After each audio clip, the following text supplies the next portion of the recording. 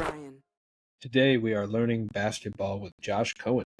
Josh is a writer and digital content manager for the Orlando Magic, who covers the Magic and the rest of the NBA.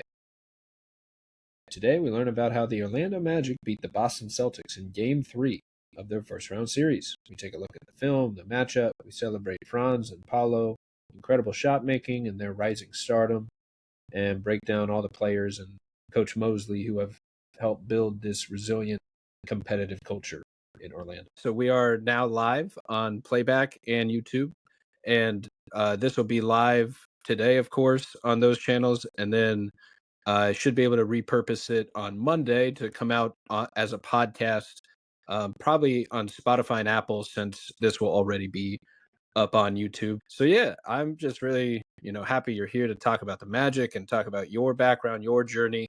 And, last night's game, absolute insanity, just Franz and Paolo doing their thing. Tatum, big epic shootout, and the Magic pull it out. But before we do all that, I was hoping to hear a little bit about your journey, your process, your background. So, what got you into covering basketball to begin with, and what kind of led you to where you are today, and what was that path like, and do you have any advice for others hoping to pursue a similar path? Yeah, so not long after I started college, I realized that I definitely wanted to get into sports journalism. At the time, I wasn't sure whether it was going to be more writing, broadcast, something in between. And this goes all the way back to the early 2000s. So this was before social media. So obviously, journalism at that time was substantially different than it is now. Certainly weren't as many online platforms then as there are now. But as I went through the journey, I basically just kind of navigated through the process, started covering high school sports. That was my first taste of sports journalism. And specifically, I started covering a particular township. I'm from New Jersey, so there was a particular town that had a few different high schools. So I started covering the different sports teams from those high schools, mainly basketball, football, and baseball. My two cousins played for one of the high schools there, baseball. So took interest largely because they were there. And from that point on, I just got so into it and so immersed in it that I wanted to keep going, going, and going. And then eventually I landed a job with the NBA, the league, out of their offices in Secaucus, New Jersey. And I was a news desk editor. And basically, I helped update the NBA.com homepage, updated some of the NBA team sites at the time. And that was my first real involvement with the NBA from a working standpoint. And then not long after that, I was able to latch on with the Orlando Magic. I got to know Dan Savage, who I know you're familiar with. He started with the Magic a year before I did. And basically, we had developed a really strong bond while at the NBA together, because we worked together at the NBA. And once a full-time opportunity emerged with the Magic, I was able to hop aboard with them. And so I've been there ever since. It's now 15 and a half years being full-time with the Magic. And pretty much my role has been the same, although obviously, like I talked about earlier, journalism has dramatically changed over the years. So some of the different types of production is different and the content type is different. But for the most part, it's been a similar functionality. But that's pretty much been my journey in a nutshell. I mean, that's kind of the baseline of it all. Yeah, and things have definitely changed on the media side, especially just in breakdowns in general. And I've noticed, I've really loved the film breakdowns that you've been putting out for a long time now, where a couple minutes of just your audio breaking down kind of a concept with a lot of video examples, say the way Franz runs a pick and roll or gets downhill or uses the screen, what goes in to those film breakdowns, the process for you of how do you come up with them? Are you watching the game, you notice something, you think it's a trend, maybe you go find the numbers and kind of build it out that way? Or is it reversed? Do you tend to look at the numbers, you find a trend, and then you go figure out how it happened on the film, and maybe why it happened, what led to it? So, I'd love to hear a little bit about your creative process editing these videos and creating, real analysis of the game that focuses on the basketball. Yeah, it's a great question. And I think it's a combination of everything that you mentioned. Definitely eye test. and analytics and statistics all rolled into one. One of the things that I got really into not that long after I started covering the NBA was the different components of basketball. I think a lot of times when we're first starting to watch the game, we're so focused on who has the ball and who's shooting the ball that it's very easy to either ignore, forget, or dismiss what everyone else is doing on the court. And I know Franz Wagner recently talked about it a little bit where, especially with this Magic team, because obviously they're so two-player dominant from a scoring standpoint that people can fail to recognize that what everyone else is doing is just maybe not quite as significant as what Paolo and Franz do, but it's very important, whether it be the screening, the rolling, the popping back, all the different dimensions of the game that go into a team formula and a team strategy and team dynamics. And I developed a strong interest in that, again, not that long after I started covering the NBA. Even when I was covering high school basketball, I started paying extra attention to the details of the game. And once my eyes started swerving away from just who had the ball and who was taking the shots, I became so fascinated by all the movement. Uh, and there's so much that goes into the game that I would hope people would develop more interest in those other aspects so that they can gain more appreciation of those other aspects. The times that I've played pickup basketball, it always stands out to me that everyone is so obsessed with having the ball and shooting the ball that it's kind of unfortunate and unfair because some people are better at other things on the court and those things need to be recognized. And for some reason, I just value all that stuff. And when I play the game myself, I take pride or enjoyment in setting a screen or cutting or, uh, so many different variations of the game, whatever that I can do to help a team win. So even at the NBA level, when I'm watching guys play, like I just have great appreciation for every little piece of data and every little piece of the quality of the game. So that's kind of what goes into like my mindset when it comes to breaking down players and breaking down teams. And like I said earlier, this combination of eye test and advanced analytics, basic numbers too, they still factor in. Nowadays, and I know that there's always been some controversy as to just how critical advanced analytics are. I personally think they are very important. I don't understand why anyone would make a claim that the advanced numbers don't matter. I think nowadays you could argue it's even more important than the eye test just because, again, like I mentioned earlier, all those little things that players are doing, the eye test could easily miss some of it. You kind of need these advanced numbers to really comprehend what is happening and how things are moving. And so I think it's incredible what the NBA has done, what all these different technologies have done to allow the sport to grow the way it has analytically. And it's something that I have incredible appreciation for. So that's kind of like my mentality when it comes to breaking down players, teams, and just kind of looking through every piece of information I can find, along with actually watching the games, rewatching games, and then sort of going through it piece by piece just to see like what is really happening here. And more, even now when I watch the game live, I'm looking at where everyone else is on the court as opposed to just looking at who has the ball. Because we all kind of know what the guys who have the ball do. It's basic, they're going to dribble, they're going to shoot, and they're going to try to break their man down. But what everyone else is doing kind of affects what's happening at the site of the ball. So.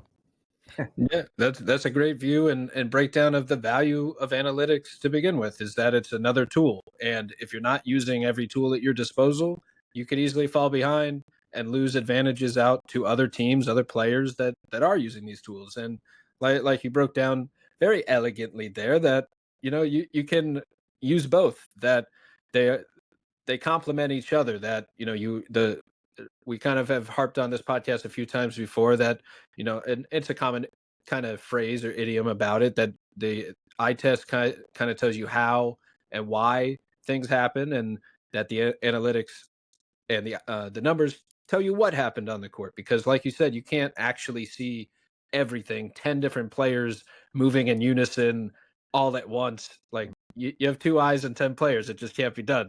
Whereas the stats can kind of track all that for you, tell you what happened in the end, and then, like you said, you go back in the film a few times, rewind, and maybe watch the same play 5, 6, 7 times until you see, oh, okay, here's the action. Here's how it actually was created and led to the final result. So, I appreciate that perspective on the way you view analytics. And it sounds like you're just a regular old hustle player in these pickup games. Like you view the game as the way the teams should view the game, like team oriented basketball.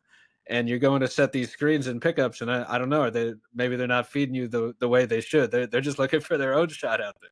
I think my lack of athleticism factors into that, but yeah, I do take joy in doing the ancillary things on the court when I'm just playing like a pickup game. Of course, I'm not opposed to being the primary shooter with me, but mainly because of my lack of leaping ability, my lack of lateral quickness, I'm kind of forced into different kind of ancillary roles, I guess you'd say. But shooting is something I can do a little bit of, but I actually take more pride and more joy in setting the screens. And if they need me to post up, if I'm against a smaller defender, hey, I'm willing to do it. I might not be the best at it from that point, but I'll do my best. Hey, you playing like Wendell Carter out there, just putting the team first, setting the strong screens, dominating the boards, and might as well segue right into Game 3 here with Magic Celtics last night. Just a shootout between the big stars. You got Franz Wagner dropping 32, Paolo puts in 29, Tatum had 36, and looked like he might be too hard to stop for Orlando at different point. A game of swings, just really an epic back and forth game here. Where the lead changed a lot, and we kind of went back and forth between 10-point leads even for each team. So just a lot going on. Where to me the player that jumped out the most was Franz Wagner. He led Orlando in points. What I thought was interesting is Franz has been getting a ton of, let's say, disrespect for his playoff performances, the big stage. Like if there's a critique that it seems like you just hear from different fans of Franz around is like that he essentially the last thing that happened last year in the playoffs, Game 7. It was a bad performance. It wasn't the best shooting night for Franz, but it's almost as if all his good nights get overwritten. He dropped 34 in Game 4 last year against Cleveland, 26 in Game 6 against Cleveland. He has all of this FIBA international experience where he's really competing for world domination and that side of things, where he won gold in Germany as one of the best players. Like this guy's showing up on big stages in the FIBA World Cup, of course, not the Olympics. But Franz showed up last night, and I thought it was interesting that the other kind of thing that he probably hears a lot criticism wise, because he's very self-critical. Like Franz is very hard on himself. You can see it after every loss. So he's probably, talking to himself worse than anyone else can say anything. But I'm sure he's heard a lot maybe about his 3-point shot, or that the form looks different over time. Maybe it's not as consistent. And I kind of like how it seemed like to me from the jump, even the first play, the goal, whether it was the coaching staff telling him or whether it was Franz just deciding to do it, was he's just gonna shoot. Like he's not worried about, like, I'm gonna try to create a good look for someone else this time and hope that the role players can hit their threes tonight. Like, we're just gonna live and die with Franz being ultra aggressive and putting it in his own hands and his responsibility. Did you see a different level of confidence in Franz and from the coaching staff in him last night? Because obviously he's been doing something in this variation all season, but it really felt like they went, turned the notch up to 10 last night of, we just need to unleash Franz and obviously everyone else that contributed, but we're just going to give Franz the greenest of green lights despite what the efficiencies and all the criticisms say, and just shoot through the woes. Yeah, I would say to that, based on what I've seen of Franz now the last 4 years, is I can't think of a player right now in the league that is as relentless and has better endurance, durability, conditioning than Franz. I don't think I've ever seen him burn out in a game, and he moves around a lot. I mean, it is relentless. It's constant, whether it's him with the ball or without the ball. He has this incredible drive, competitiveness. He's willing to be physical. On defense, he guards the ball. He guards off the ball. He can run with pace. He could slow it down. When he drives inside, he's not afraid of contact, or he'll use his footwork and finesse to elude defenders. He's willing to take the outside shots, even when they're not falling, like you mentioned. He cuts really well. Now, the Magic, when they had Mo Wagner in the lineup, are one of the best cutting teams in the league, because Mo is arguably a top 10 cutter in the league for his position. But even Franz does that really well. He just doesn't have to do it as much because he's more of a primary creator who has the ball in his hands a lot more. So that's what always pops out to me about Franz. Plays both sides of the ball, super competitive, relentless, unbelievably durable, is willing to take on any role that's asked of him. There was that point in mid-March, once it became clear that Jalen Suggs was not going to be returning, that Franz became the primary on-ball defender, and he was starting guys like Damian Lillard, which was a role that I had seen of him do in the past, but not frequently, just because you had Suggs in the lineup to handle that kind of responsibility. And Franz was tremendous in that role. And even though he has to exert a lot of energy doing that kind of work, it never took away all the things he does offensively. And I don't think there are many players in the league that have that kind of conditioning, that kind of energy, and that kind of relentlessness to do it game in, game out. And I thought last night was just a perfect example of it all. I mean, obviously, I'm sure we'll get into it a little bit more, but the amount of switching that's going on in this series is unbelievable. It's not a total surprise because opponents switched on the Celtics more than any other team in the league, and the Magic were third in that category. Teams switched against the Magic the third most times per 100 possessions, to be clear. So the amount of switching in this series, unsurprisingly, is heavy. And so the amount of energy that's being exerted by everyone on the floor, just having to switch on to whoever, Tatum, Brown on one side and Paolo and Franz on the other. And it's just constant back and forth. And the physicality is just immense. So Franz is at the heart of it all. And when we saw down the stretch, he hit those two big driving shots against Porzingis, someone who he's thriving against. And I think that's the matchup the Magic like right now, is if they can find Franz against Kristaps. Kristaps a little slower footed, as we know. He's a little more of a drop down defender. So you get him on the perimeter. I think Franz is taking advantage of that pretty well. So that would be the way I best describe Franz. I'm just amazed at how durable and energized he always is. And I think it speaks to his competitiveness more than anything else. But what a talented player. I mean, we remember, we don't have to go too far back. When Paolo was out and before Franz got hurt, I never thought I would say that I think he's a top 10 player in the league. During that stretch, he was a top 10 player in the league based on analytics. And I firmly believe maybe not top 10 when all things are put together, but certainly top 20 in my opinion. And I know that some people would say, well, it doesn't shoot the three ball well. I know it's the most glaring thing, but he's willing to take them, number one. He has stretches where he gets into a little bit of a rhythm. Remember the game in Sacramento where he caught, he was just electric that night, and mainly from three-point range. So he has nights where he catches fire, but everything else about his game is A tier. It's A tier. And there's not many guys that can do that many things on the court at an A level. So I'm just in awe of Franz. I think he's we all know he's an incredible player. I think he might be the most underrated player in the league. There it is. I'm really glad you highlighted his two-way impact, and you referenced some of the stats that help back that up, especially earlier in the season. And totally agree, like when Paolo went down after a few games of the offense kind of finding itself, the ball found Franz's hands, and they just let him loose. And he was the primary guy. I think he was playing at an All-NBA level for that stretch. It was about 30 games while the Magic were still the 3 seed. They were still top 4 defense, and Franz's numbers were like LeBron-esque. It was like 27, 6 and 6 or something over that stretch, like clearly. And to the point of the two-way impact during that stretch as well, especially, he was one of only 5 players in the league that was in the 90th percentile on both ends of the floor via dunks and threes EPM.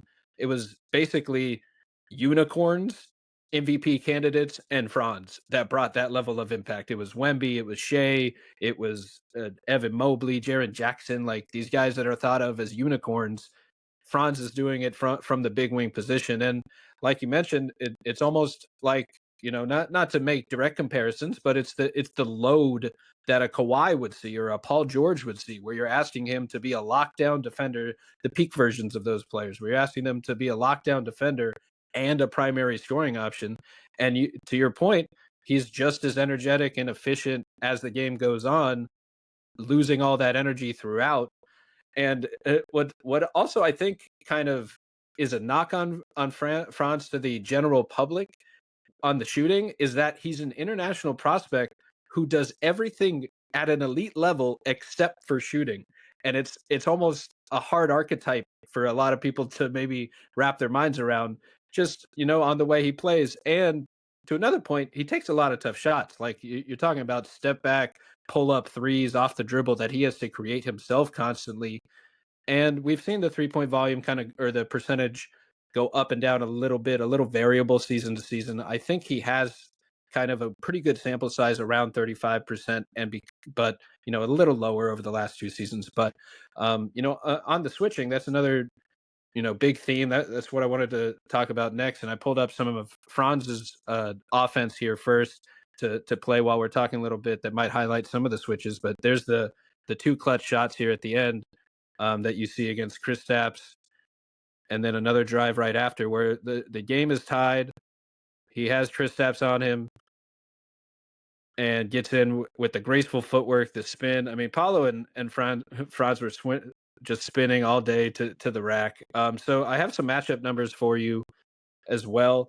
It seems like Franz and Paolo have both found some matchups, or at least last night, kind of a small sample, but they found some matchups that work for them where Franz in particular was very effective against Kristaps. He was 3 for 4 on the night, had a 3-to-1 assist to turnover ratio, and he was also effective against Jaylen Brown, surprisingly, maybe to some. He was 3 of 5 against Brown, but not so great against Derek White and Horford in that matchup. Franz only made 1 out of 11 shots in that matchup, but it was flipped a little bit. Derek White is just an elite defender, so he got both of these guys pretty well. But for Paolo, he was 4 for 7 against Horford, and 1 for 1 against Pritchard. It seemed like they and 1 for 2 against Hauser. It seemed like they essentially were targeting maybe Kristaps and Hauser and Pritchard in a size advantage situation with these players as well, because like you said, they know the Celtics are switching everything. They open the game with a floppy set, like an old school floppy that you never run. I think Jeff Turner was like, very excited just to see that play back in action, where if everyone's going to switch, we're going to run a little bit of a decoy to one side and open up Franz with a back screen on the other side. It's right here, actually, where KCP gets the stagger up there, but it's almost more of a distraction where Paolo sets a strong screen, Franz breaks free, and that much confusion opening game. They don't see the play coming. Just a great way to get an easy basket against the switching defense. So on the switching, do you think that did you see anything else that Orlando did to kind of attack the switching? They to take advantage of what they know the defense is going to do. Did you happen to notice any more adjustments or certain matchups that really seem to go in Franz and Paolo's favor? Yeah, obviously it's tougher for Orlando in this series, especially without Jalen Suggs. Boston keeps going after Corey and Cole just because of the size advantages that Boston has when those two guys are on the floor, or one of them's on the floor. It's a little harder for Orlando to find the mismatches. As you can see, when Sam Hauser's on the floor, he's a clear target. But yeah, not all that much. I've gained great appreciation for Peyton Pritchard defensively. I mean, everybody kind of knows him for being a spark offensively, which is why he won Sixth Man of the Year. But he is a pest. I mean, even against Paolo, and there's been a lot of instances so far where we've seen Paolo try backing him down, and he makes some progress. But Pritchard is very difficult to deal with, much more than I even realized coming into the series, because I've always thought of him so offensively driven. But I give him a lot of credit because he has become a much more reliable defensive player based on his size. I mean, obviously, you look at him, you're not expecting much defensive persistence there, but he definitely helps Boston's defense immensely off the bench. Yeah, it's been tough. I think Porzingis has been the primary target in those switches when he's been on the floor. But it's hard with Boston, and it's why they're one of the best defensive teams in the league. It's very hard to pick on anyone on that team. And of course, Drew Holiday can play in Game 3, and he's probably the most difficult of them all on that team. I think there are some numbers out there that so far Paolo has his worst shooting percentage of the series against Drew, and everybody else he's sky high. So it's difficult, but I think that's why the physicality is so important. They have to be very forceful on their moves to the basket. Of course, in the first game, they just had no ability to break through that interior of the Celtics. I think they kept collapsing in, and there just was no breathing room to try and make headway toward the hoop. They made some progress in Game 2 doing that, which is why the free throw attempts increased a little bit. And then it was even better in Game 3 just because of the amount of aggression and the amount of physicality they applied on Boston's defense. And I do think they burned Boston out a little bit in Game 3. I thought the Celtics were a little gassed as the second half went along, especially down the stretch. And so we'll see how Game 4 goes in that department. But it seemed to me like for we knew coming into the series, for Orlando to be competitive in the series, they were going to have to get into the paint somehow without being pushed back further and further. Game 1, they just had no ability to make their way toward the basket. And we're seeing more and more progress as the series is going on, which is really encouraging and is what the Magic needed from the get-go. So for their sake, they have to hope that continues the rest of the series. So the other thing that always amazes me about Boston is that they don't necessarily have to throw a second defender at anyone. They have this incredible IQ to station themselves on the court defensively so that they can swing back and forth between the elbow or around the paint area and then out to the three-point line. They're so quick in their movements that, and the Magic are great at that too, which is why very few teams, or why teams take so few number of threes against them. But the Celtics are maybe equally good at that in terms of racing out to the three-point line to contest a shot on the perimeter or run them off the line completely, and then there's still protection down to the paint. So it's just so difficult against the Celtics to crack them. And obviously we're seeing that so far this series. But the Magic have done it arguably equally as well, which is why this series has been so physical and so defensive oriented. Right. It's just been really impressive, especially their ability to get into the paint and do when the other team might not necessarily respect the outside shooters and they're just staying home. As you're getting at here, is that you really have to beat them one-on-one because most defenses are not talented enough where you can essentially just switch 1 through 5 against anyone and actually hold your own defensively, where it's very rare that a team has bigs that can switch on the guards that can switch on the bigs. And the Celtics have a whole starting 5 of essentially, near all defense level impact for most of them, or at least they are elite defenders. They're not quite. The Thunder are the all defensive team. The Celtics have a handful plus elite defenders everywhere that just creates a versatile elite defense, and it's just hard to. It's hard to break down a defense when you can't draw 2 anywhere and everyone just has to go one-on-one. It's just hard. You got to start hitting those open threes when someone does draw 2 to start stretching them out a little bit.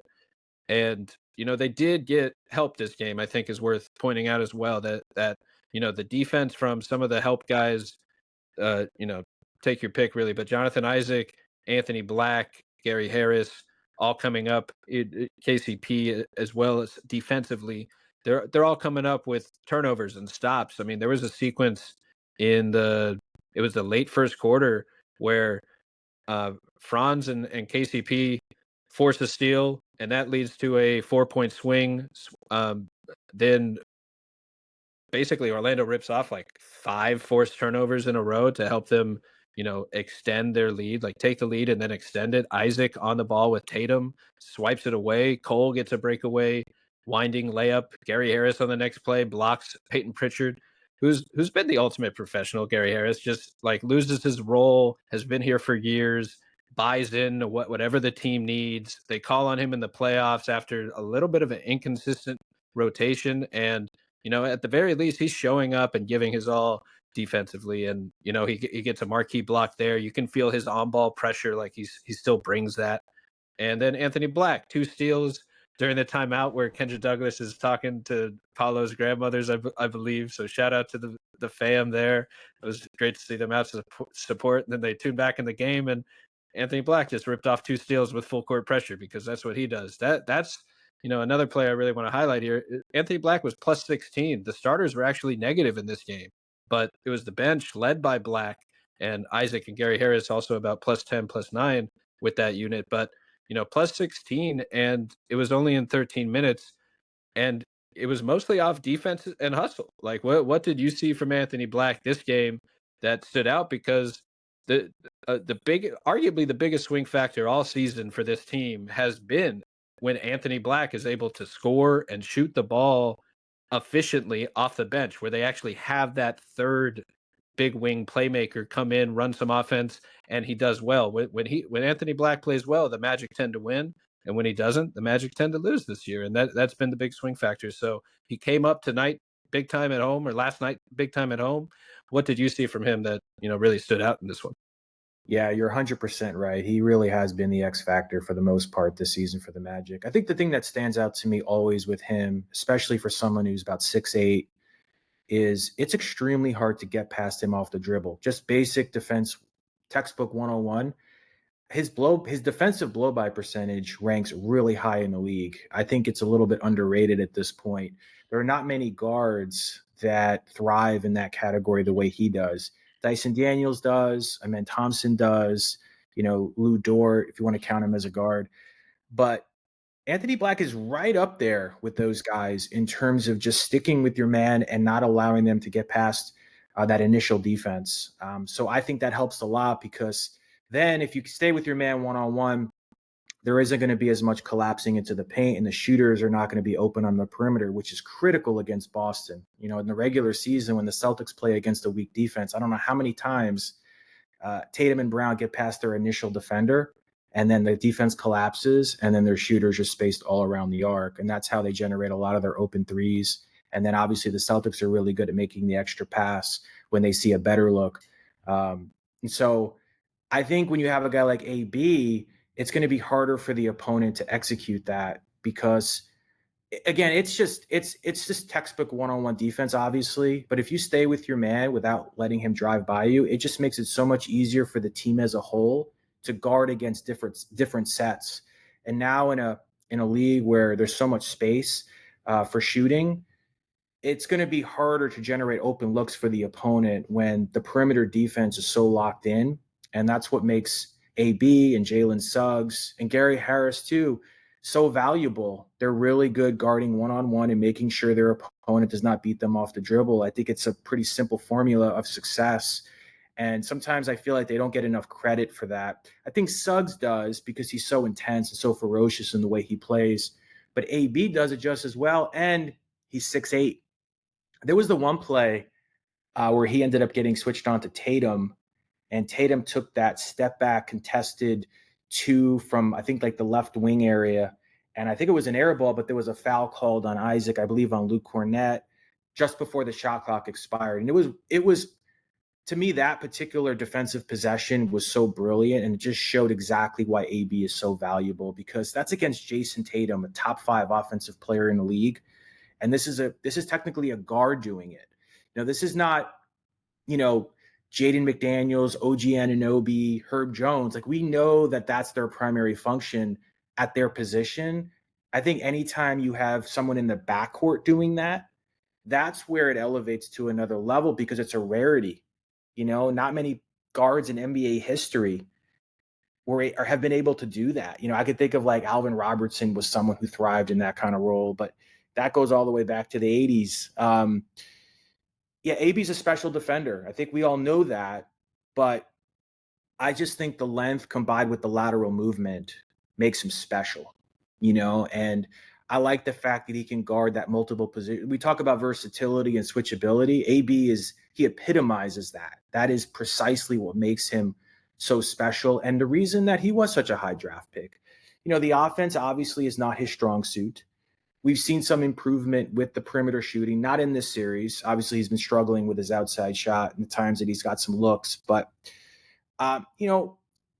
when he's on his A game, you can, in some way, shape, or form, trust him with some stationary three-point shooting. And when he's really aggressive, which is what's been asked of him throughout the year, he draws some fouls, which is a benefit. I wouldn't say he has great touch when he goes up for shots, and he does get blocked a lot.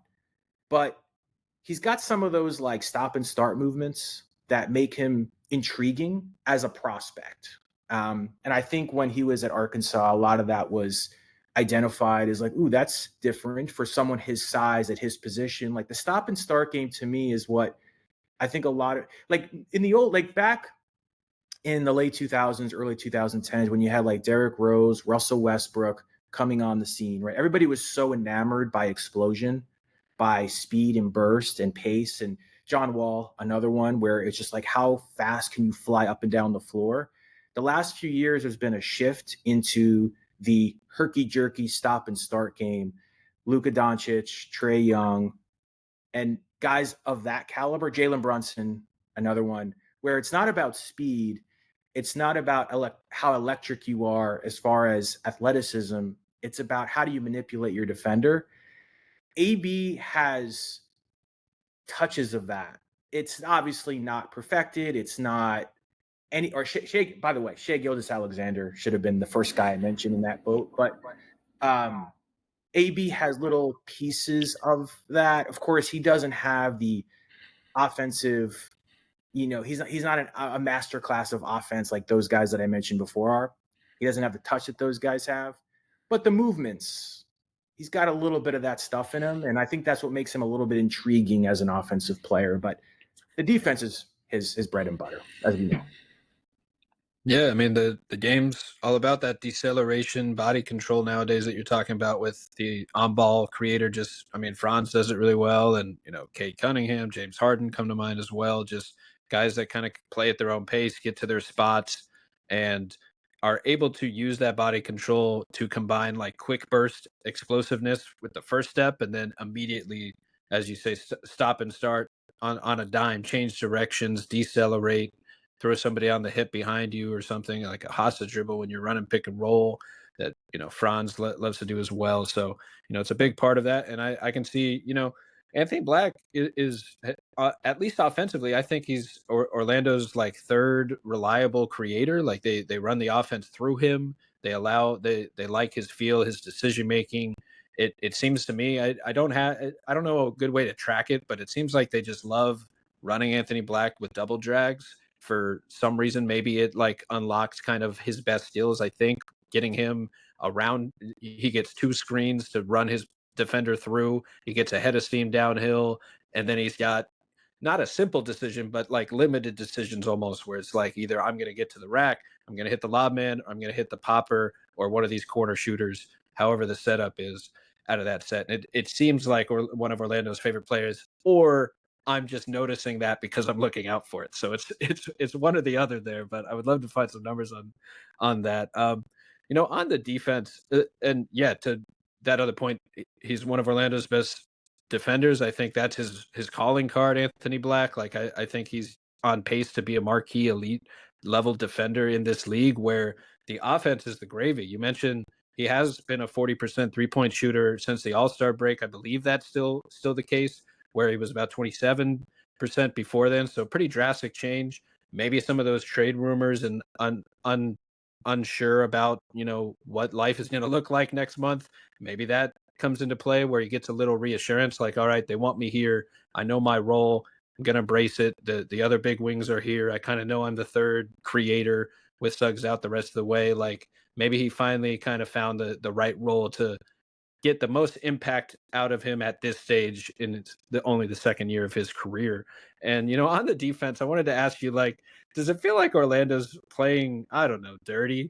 Like, do you think there's any over the top? Like, is this just not playoff basketball? Because we're hearing a lot from fans that happen to maybe be from Boston that Orlando's just, treating the Celtics like they're not the royalty they should be, or something like that. I mean, like every little like touch is being called. You see touch fouls on like Paolo barely touching Tatum as he falls out.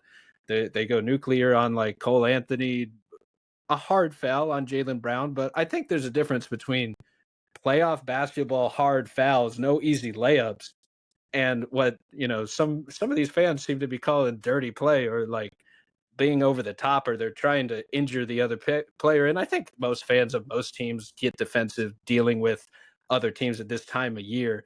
But have you noticed anything besides just playing hard? Yeah, no, nothing at all. And I think this is just veteran seasoned Celtics players knowing the drill of trying to gain an edge in a playoff series. I mean, we're talking about guys that have, how many playoff games has Al Horford been in? He's been in a million, since coming into the league in 2007.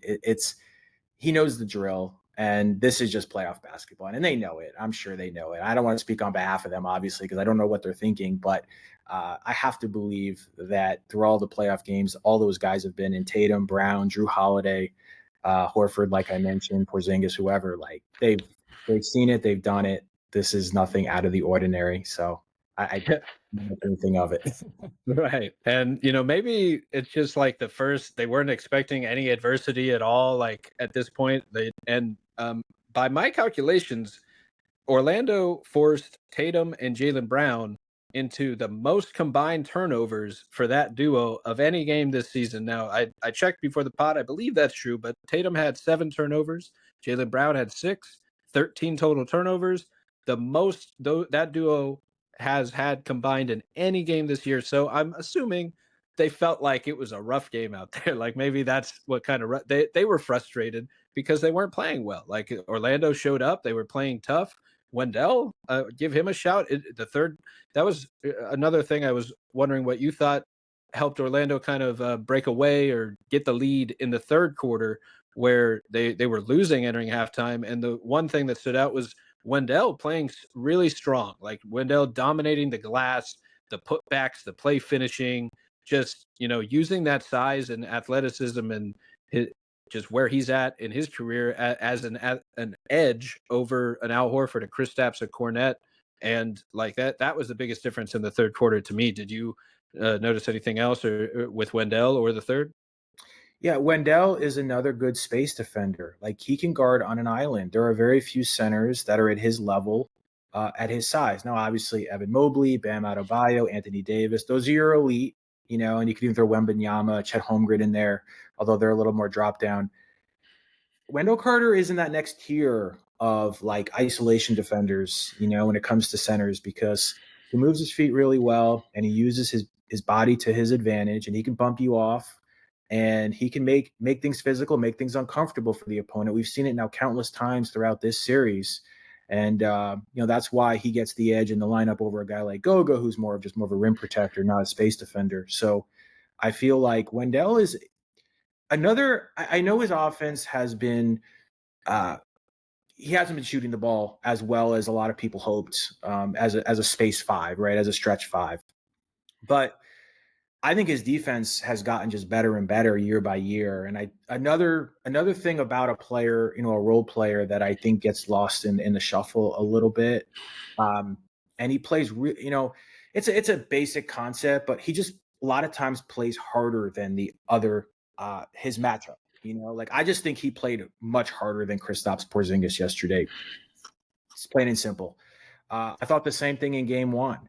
I thought Porzingis, he got animated and motivated off the instant or the altercation. I wouldn't call it an altercation. The flagrant foul with Goga. But like, I think Wendell has outplayed Porzingis this series overall. So if you're just comparing the two of them, but yeah, the rebounding, the physicality, the ability to guard in space on an island on the perimeter. There's a few times he's been switched on to Tatum and Brown, and he's held his own.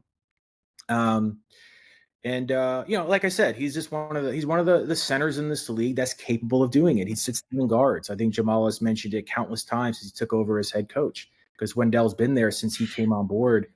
So it's an underrated and sometimes dismissed component of Wendell's game. And this the shooting just always stands out, and I get it. I realize it. It is a major component of the game more than ever with where the league is right now, and obviously a lot of the Magic players have struggled in that department this season. But that shouldn't take away from all the strengths that these guys have in other areas, and he's just another example of that. Yeah, Wendell's just solid. Like he's just reliable. He has been since the trade. Like he immediately just brought what felt like a stabilizing two-way presence of safe, good decision making, clean all around kind of two-way versatility in that sense, I guess, as well.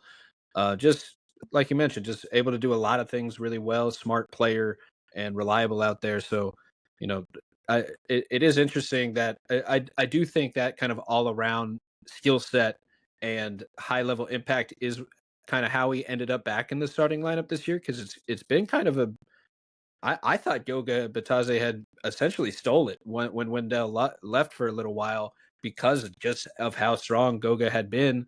But then Goga dealt with a concussion and an injury and kind of lost his footing a little bit. Wendell comes back in, and he may very well be maybe it's matchup based. Like Goga wasn't a very elite impact defender for a lot a bit, and the team's defense I think had a lot to do with that.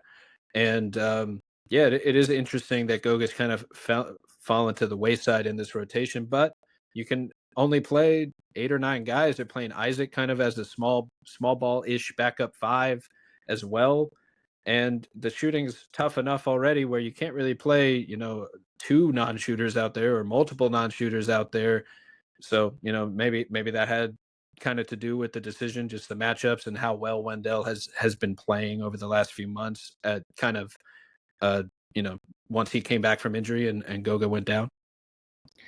Yeah, 100%. I think that's the benefit of having players at the same position that do very different things. Yeah. I think you need the contrast in every lineup situation. A lot of people, I think, maybe I don't know. eh, Duplication to me is a problem. I don't know. Through the years, and I mean, maybe the best example was Phoenix this year, right? Too much of what's most glamorous. That's how I describe it. And it goes back to what we talked about at the beginning of our conversation about who has the ball and what they're doing. If you have too many of those guys, that creates complications because they clash with each other. You don't have enough variety. You don't have enough versatility. You need someone to do there has to be someone who can do something that others don't do so that the balance of the team is well rounded. And actually, I think that's what makes Boston so special. A perfectly constructed team. That's why they won the championship last year. That's why they're one of the favorites to win it this year. I think that's the most remember when Miami formed their big three, with LeBron, Wade, and Bosh, and everyone was like, they're not going to lose. They're going to win they're going to go 82-0. There was a complete, and I think, understandably, because again, analytics weren't as deep back then, so it was more justifiable why it was lost in the conversation. But yes, they do the most glamorous things, but what about the things that you don't pay as close attention to? And that's why Chris Bosh had to adjust his role playing with LeBron and Wade. He wasn't the same player as he was with Toronto, so he had to become more of like a stretch five, basically. And he didn't get the ball at the elbow in the post like he did in Toronto. And if players are willing to adjust, like Chris Bosh did, and that's why they had some success, that's great. But we see in other cases, what was the story about Bradley Beal that Mike Budenholzer wanted him to be more like a Drew Holiday? Well, that's not Bradley Beal. Right. You can't just magically change a player's DNA. And I think, to me, balance might be the most important component of team chemistry, team formula. So the best teams to me have balance, and that's why the teams that rank high in the standings have great balance, in my opinion. I don't know. Yeah, totally. No, I totally agree. I mean, that two-way floor balance is everything when it comes to lineup construction, building out your roster, like team building in general. Like, I think there's plenty of examples where teams will draft good, high quality talent, like talented prospects, but maybe they don't actually fit together, and it's just a collection of talented prospects where the sum is not greater than its parts. And obviously, that's the goal. You want to reach a point like Boston where everyone can be almost less usage or slightly smaller role than maybe they're capable of, because it increases their impact when they're on the floor, and you're able to maximize your two-way impact by not overusing or overtasking any one individual. And to the point of Boston, like they have the versatility of elite options in multiple different play types, where you can take away one or two of their strengths, and then here comes Chris Stapps as one of the best post up options in the league, just with Washington by efficiency a few years ago. Like he's their third or fourth or fifth option off of a pick and pop. You just can't leave anybody open. You can't switch. You can't double anyone, I should say. And it's really tough to defend. And to the point about the centers, I was making that point in last offseason, essentially, with all the rumors about Isaiah Hartenstein as, a big marquee free agent. And Orlando ended up pursuing their own players. They brought back Wendell and Isaac and Goga and Mo Wagner. And to me, it it made a lot of sense because of the depth and the versatility of options that you're now giving your coaches, that you now have four different, as you just said, four different bigs, even small ball Paolo if you wanted, that all do different things. So depending on the matchup, depending on who's available, you have multiple options for different situations. And I think, like, I agree that that's great for the depth and the options that it gives the coach, the availability when you're dealing, especially when you're dealing with multiple players who might, you know, be a little injury prone or at least deal with a lot of injuries, whether or not they're prone to them. So it's just a good balance. And then, of course, when you're talking trades down the line or player movement or anything like that, you have multiple good players who all have different value on good team friendly deals that make trades a lot easier down the line. When you have all these different salaries, all these different skill sets, you can really meet teams where they're at for what they need. Agree 100%. Yeah, all part of the team architecture for sure. Yeah, and with the team, Jamahl Mosley, had to give him a shout. Obviously a culture setter. The moment he walked in, this team's competitive fire, the hustle bell. I think back in the day when he first got here, like it's just been the theme of the team.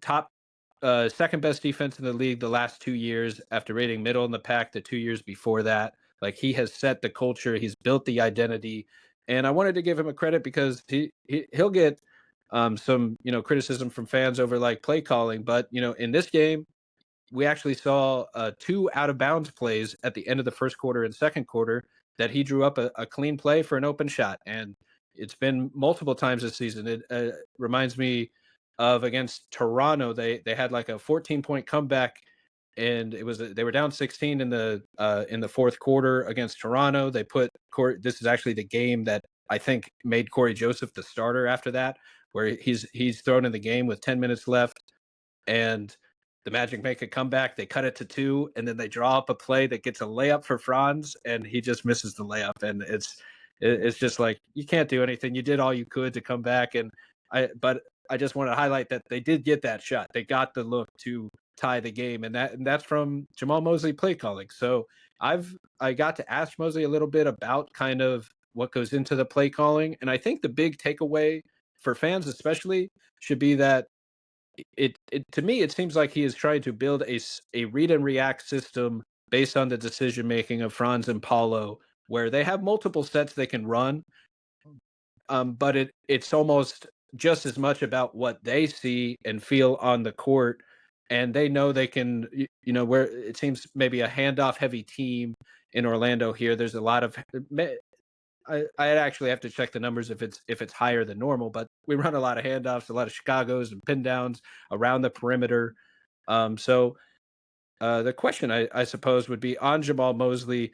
What do you kind of see his impact at this point? Like how he's rallying the team after going down 0-2 in Boston, how he gets this team fired up this night, and just wanted to highlight kind of his play calling and the culture that he's helped set the tone and build since his arrival. And I don't think the message has waned one bit with this team. Like it seems like even in the lows, this team is just fully bought in, willing to run through a wall for this coach.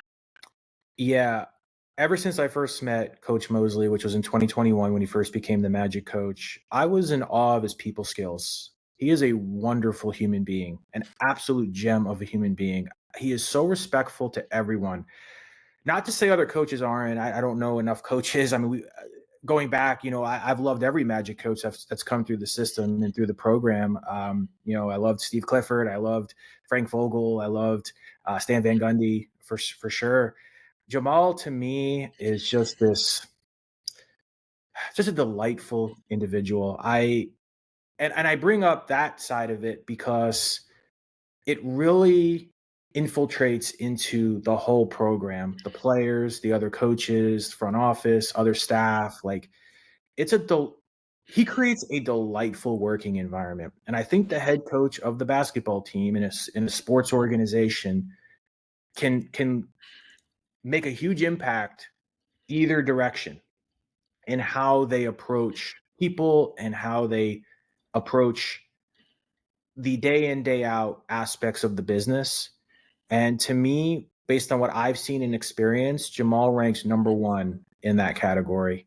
And players love him and they respect him. Obviously, he's been around a long time now and he's worked under a lot of great coaches: George Karl, Rick Carlisle, Byron Scott, Mike Brown. Those are some of the head coaches at his different stops when he was an assistant. So he's learned from some of the best. And from day one, and like you brought up the Bell thing, to me, that at the time I kind of was like, just kind of getting through it was obviously a down year. They were rebuilding, retooling. They weren't prepared to win yet. But I actually think that had a far greater impact than I even realized at the time, because those hustle stats have now really started picking up steam and have made a huge impact on the success of the team. The team always plays hard. They always are willing to be physical and aggressive and just have this ultra competitive mentality. And I think it all originates from Jamahl's temperament, his attitude, his demeanor, his way of communicating. He's an excellent communicator. So I have nothing but amazing things to say about Coach Mosley. I just, like I said, I keep reiterating it. I don't mean to be long-winded about it, but I think forget X's and O's, because he's good at that too. He's great at that. But even more impressive to me is him as a human being. I'm enamored by him, and he's gonna go down as one of the best coaches in my opinion all time. Whether it's as a defensive coordinator, so to speak, as a head coach, whatever he's done throughout his journey, I just think everything he brings to the table is very unique. All the coaches that I've been around in covering the NBA, there are very few that to me compare to him on that level. I'm not in on enough press conferences with other coaches. I know when you're in Orlando or when you're at Magic games, like you sometimes will go into the opposing team's coaches pre and post game, and I go in there sometimes, and they're all great. I just never get the same vibe as I get with Jamahl. Jamahl just has this trait that is very unique as a head coach in the NBA, and I think he deserves a lot of praise for that. I totally agree. I couldn't agree more with any of that. It's the smile, it's the personality, it's the friendliness, the warmth. I guess you just don't see many the stereotype of a head basketball coach is a very angry old man, Yep. and he is not that. He would be the opposite of that stereotype. So, have to shout out Jamahl, and I think that this team is defined by resiliency, that competitive fire, that they are never out of any game. And that starts with Jamahl Mosley, especially the idea that if we can just focus on forcing stops, that's a little bit of coach speak, but control what you control. You can't control if the shots go in. You can work really hard, as he's also said, and practice and do the work so you're prepared, but you can't control if they go in or not the night of. So what you can control is your effort defensively. And I would say there are not many teams that go down 15 or 20 points and are basically treating it like it's 0-0 with a playoff game on the line. There aren't teams that play with that intensity the rest of the way. And I also think Jalen Suggs just embodies all of that as a player. So it's just a perfect harmony when they're both out there available.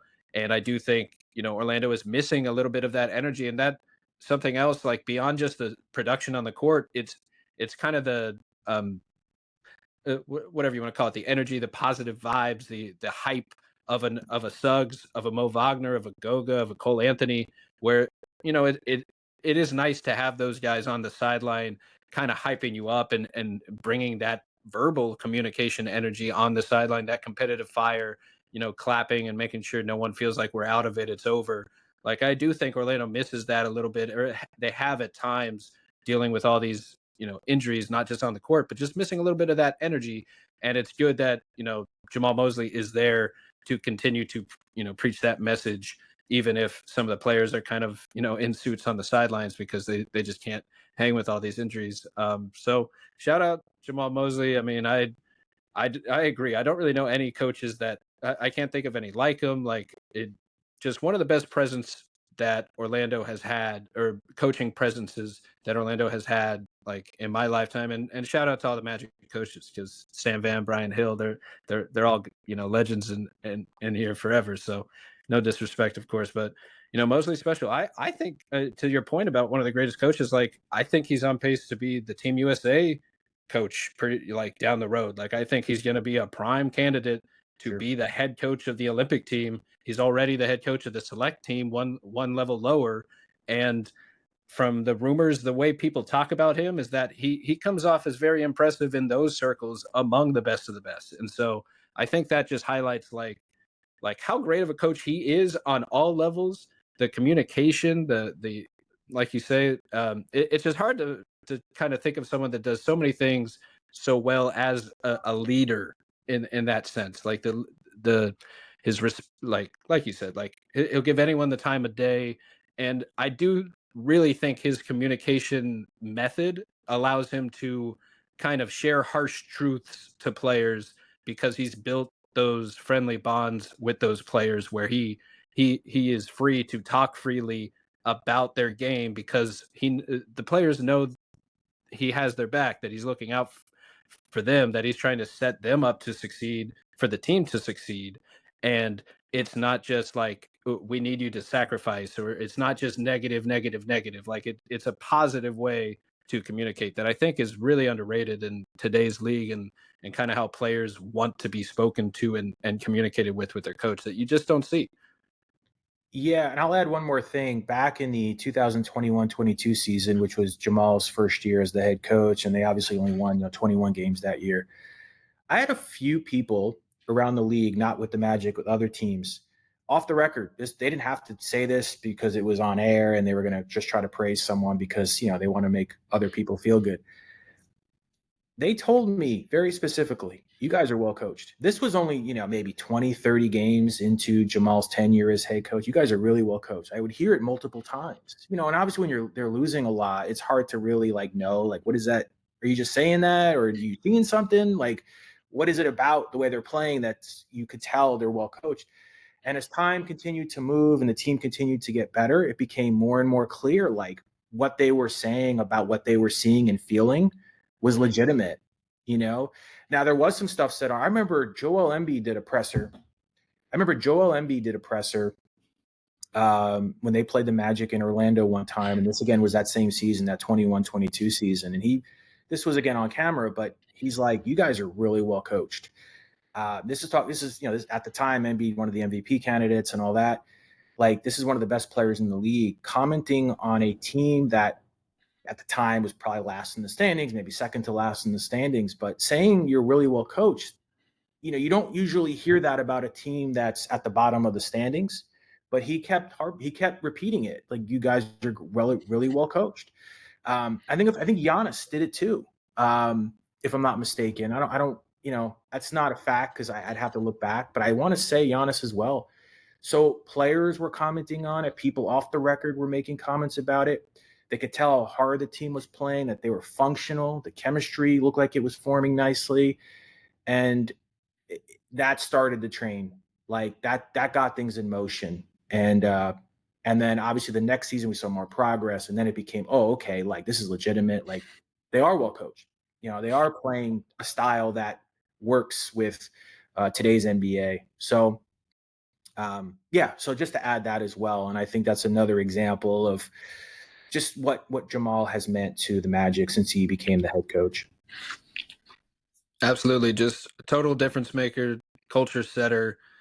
This team would not be where they are without him. And, I hope that it's just, a good relationship for the foreseeable future. Like, as normally coaches, especially new coaches, don't really get that long to really show their vision, and sometimes 5 years is generally a cutoff. So you want to see him continue to get this chance, and you want to see the team just stay healthy, so he also really gets that fair opportunity to not to just chalk up things to injuries. But there are some pretty big ones this year for Orlando that have obviously, like, to me, it's that defines the season more than shooting woes, because you're a top two defense and a 3 seed when everyone's healthy for half the season, basically. So, like, you know, you were doing that despite the shooting woes. And on some of the shooting, I do think that because of the team's shooting, that everyone just harps really on every individual a lot more. Like, they're just very quick to sink their teeth into a criticism of any individual who has an off night, just because of the team's general need for some perimeter shooting in general. And when you look up and down the roster and some of the averages, like, for their career, I think there are a pretty decent amount of, like, average or better catch and shoot 3-point shooters on this team. So it's kind of, something of an enigma, but it could just ultimately be like, I've been, hoping the team might trade for, like, a pull up 3-point shooting sniper who can play make a little bit. And I know that's asking a lot, but like a high volume 3-point guy that can create a little offense and draw two on the ball, especially in pick and roll in guard. Like, Damian Lillard is maybe the best version of that, or Trae Young or LaMelo or Anthony Simons, even on a smaller scale of guys. But when you're comparing it to the Boston rebuild, it's next to Tatum and Brown. It's interesting that they did that with Kemba, with Isaiah Thomas, with Kyrie, and it really wasn't until they brought in Drew Holiday or Marcus Smart first, and then Drew Holiday and Derek White, where they found that it was ultimately the defensive connector at guard that was the player type that really thrived next to um, Tatum and Brown up there. And that's what gives me hope for your Jalen Suggs, Anthony Black, right here in Orlando next to Paolo and Franz. Is like, the answer might be here. We just need to see them all healthy and develop together a little bit more before, I think that ultimately is why we haven't seen that big blockbuster trade where Orlando consolidates all, their best prospects and picks, and brings in a star today, because they think they have the resources to develop that long term, where they don't have to give up a lot of things to get it. Maybe that type of impact guy is already here. So shout out to Jeff Weltman and Anthony Parker in the front office, building this team and staying patient, even though I think anyone watching realizes that, the team needs some help shooting. It would be, if you have the 3-point swing factor of, I say it all the time, I guess, but if your team can hit like 15 threes on any given night, and the other team, and you could hold the other team to like 5 or 10, and they're just missing shots. I mean, that's a big factor that the Magic just don't have that often, where, your main guys didn't get it going, but the team hit 12 threes that night or 15 threes that night. So they actually were in the game, or they just ran away with it anyway. So, I do think that is something to address, but I don't think it should get lost that this team is a playoff team with second best defense 2 years in a row, despite that. So, like, if they fix those flaws, you're looking at a contender that has very few flaws to begin with for the Yeah. foreseeable future. To speak to that, the Magic were 20-5 this season when shooting at least 36% from three. 36% is the league average for the season, and it has been pretty much the league average the last several years. They were 20-5. They were only one of 5 teams to win at least 80% of their games when shooting league average from three. So that just speaks to the fact that that's really their only major Achilles heel. Everything else they do at least either a slightly above average level or a way, way well above average level. So, yes, it's the most glaring thing of the game. And that's, again, going back to what we talked about at the beginning, what stands out the most, the guy who has the ball and the guy who's shooting the ball. So when the shots are not going in, it just is it's powerful to the mind. It's like, oh, you could easily notice that that's wrong, that isn't working well. But it is only one component of the game. At the end of the day, it's still just one of the many components. And that is the Achilles heel of the team. And that has, that's got to get resolved, as you alluded to. But there are, I'm sure there are teams right now around the league saying to themselves, we got like 5 or 6 things that were bad. So if you only have like one major thing, and yes, it's an important thing, especially now more than ever with threes going up the way that they do, that's a lot easier to clean up than if you have like 4 or 5 things that you're just not good at. And you're like, we got to fix that. And then you're trying to not lose what you are good at and still manage to stay there while cleaning up the other. And that's hard to do too. And people can forget too that, anytime you replace players, you don't automatically stay at the top in those other categories because maybe those other players will bring that down, right? Like just logically. And that would be the concern. You focus too much on one thing, but then you could limit yourself in the other thing that you may have previously been really good at. It's tricky. And that's why, every team goes through it. And maybe that's why we marvel at the teams that have somehow found a way to be great at so many things, like Boston, Oklahoma City. It's like Golden State for a while. Like that's not easy. Like obviously most teams fail to do it in a stretch of time. And to be able to get everything at least slightly above average level is a tricky science, I guess. But the Magic aren't far, and I think that's what I marvel at. Like to be so good at so many things at a relatively short period of time, I think is very impressive. I mean, hitting on Paolo and Franz is really where it all starts, but just the identity of the team, I think deserves a lot of credit. Yeah, I mean that really highlights the challenge of team building and roster construction and the floor balance, the lineup balance that we've hit on a little bit here. That the team is a top 2 defensive team. If you trade away the defenders for 3-point shooters that don't play defense, guess who's no longer a top 2 defense? Like Yeah. that is the trade off. And I think with the defense win championships adage, like I do think people maybe underrate the value of the defense and a combination of things. Like I think you need an elite defense to make the playoffs, but I think teams, every contender since Shaq and Kobe has been top 12 on both ends, and Yeah. pretty much or I should say champion since Shaq and Kobe is top 12 defense and offense. And going back to like the 50s, almost all of them are top 15 or very close at both. Like it's just very rarely done that a team wins it all and is only elite on one end of the floor. So Yeah. finding that two-way balance Yeah. is the ultimate goal. The other thing that always to me, and I remember, don't know if you remember, 2 years ago, Becky Hammon was on ESPN and they were talking about New York. And Becky's like, well, they can't win the title because they don't have a guy, right? I think her word was dude. And then Kendrick Perkins is like, no, like Jalen Brunson. But then Becky responded, well, he's too small. And it's interesting because, hey, maybe New York wins it this year. I don't know. But what's interesting, if you look at NBA history, and this is something I love looking through. I can go on and on about this stuff. But outside of the Warriors was Steph Curry, and that was really only 1 year because then they got Kevin Durant to win a couple more. 2022, I guess, would be the second Curry one. You have to count that as well. But every other champion, their best player was a non-point guard, really. If you really think about it. Magic Johnson would be the exception if you want to count him as a true point guard. But 6'8", 6'9" player, I always kind of look at him as the exception to the norm. Yeah. I don't even know if Steph is really he's a different kind of player. I don't even know if you want to count him as a regular point guard.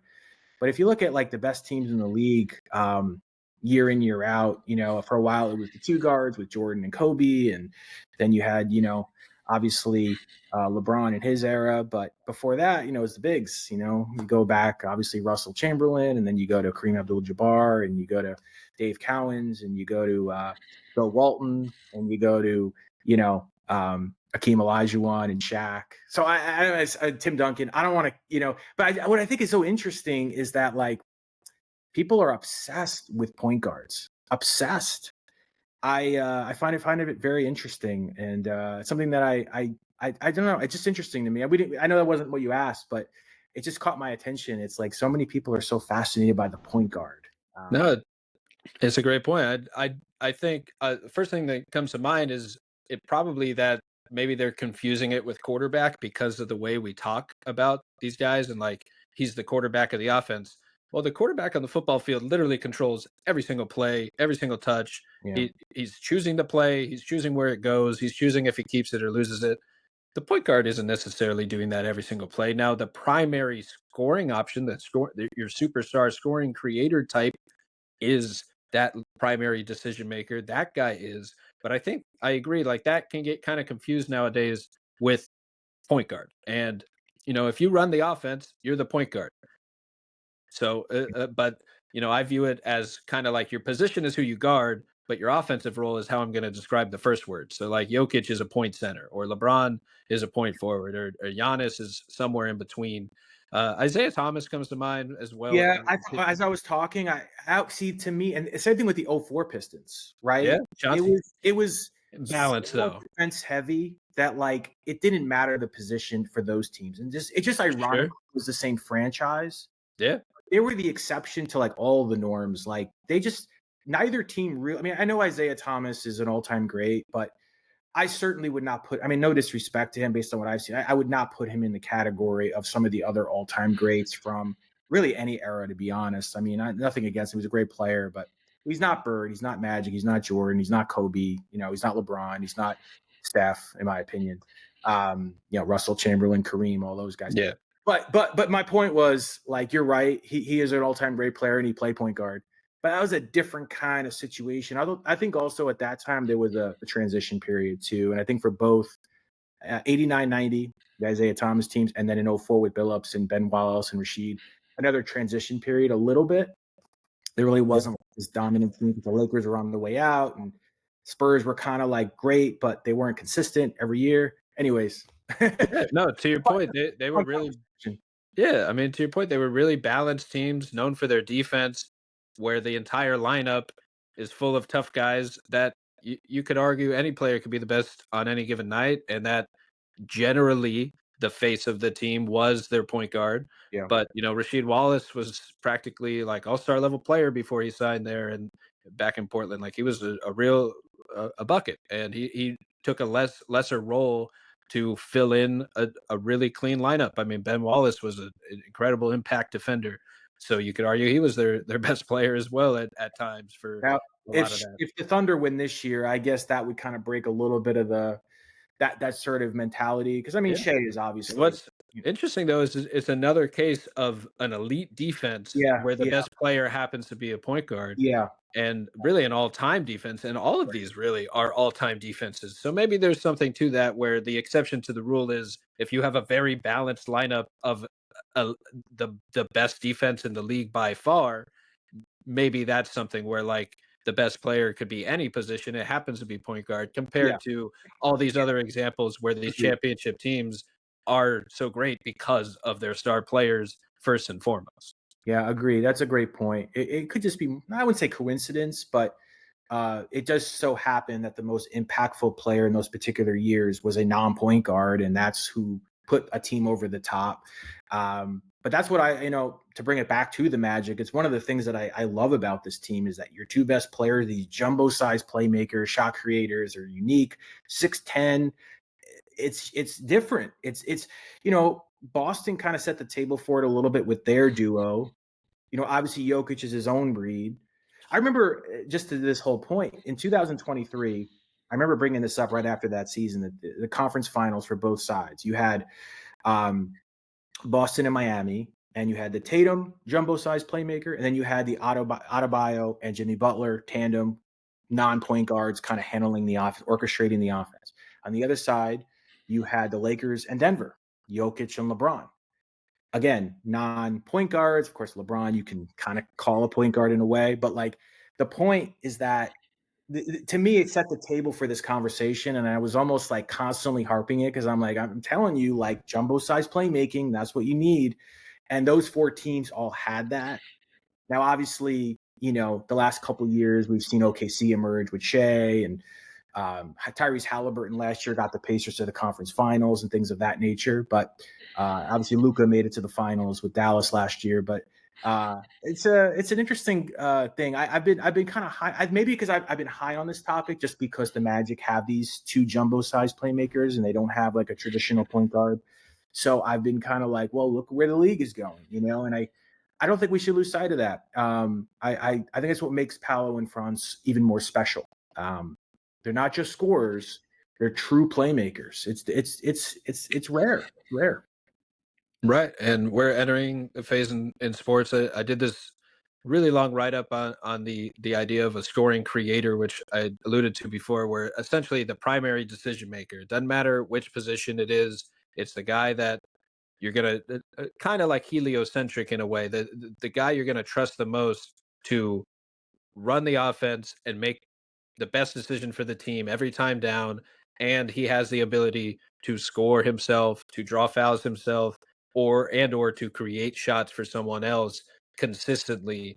And that's just really rare. And it's, to the point, like, we have seen a kind of a change in the league where front court playmaking is very valuable, and it frees up the guards to run around and use their spacing off ball. And you see, like, for instance, the Cavs this year, Evan Mobley has taken a bit of a leap as kind of a point forward in a way. They put the ball in his hands and asked him to go get downhill, just take the ball and do your thing. And he's even surprising their coaching staff with things he can do still with just all the different skills he has as a scorer, as a shooter, and just kind of unlocking him, like grab and go, grab the rebound, go downhill, and kick out from there. So you've bent the defense with that downhill gravity, and now an electric scorer shooter like Donovan Mitchell, Darius Garland can attack a closeout or create or can score without having to create the advantage themselves.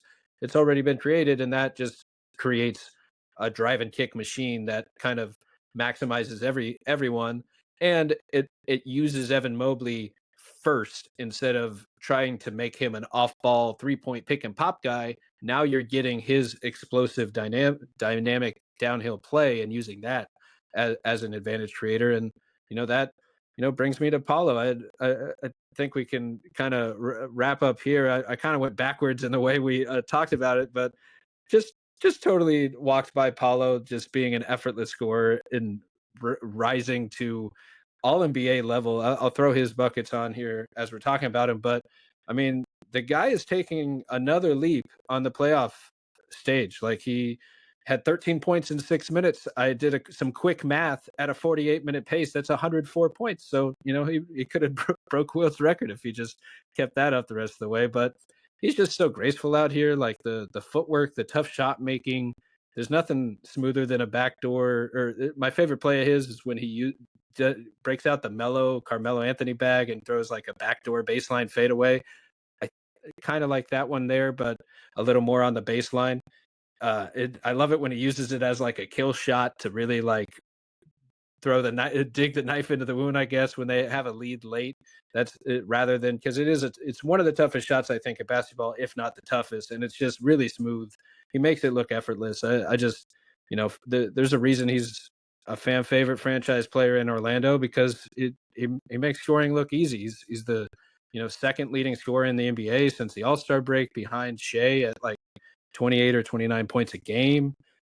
Tim Legler was raving about his jump shot on the ESPN call on one of the plays. He had he gets downhill, hits the stop and pop for an easy mid pull up, and Legler called it a perfect release. The arc and rotation Paolo uses his size to create a little bit of space. It's right here before getting into that jumper. So I can back it up just a little bit right here, but just very graceful with it. He's coming 1-on-3 basically. I mean, they're over there at least 1-on-2. He gets downhill and he sees a crowded paint.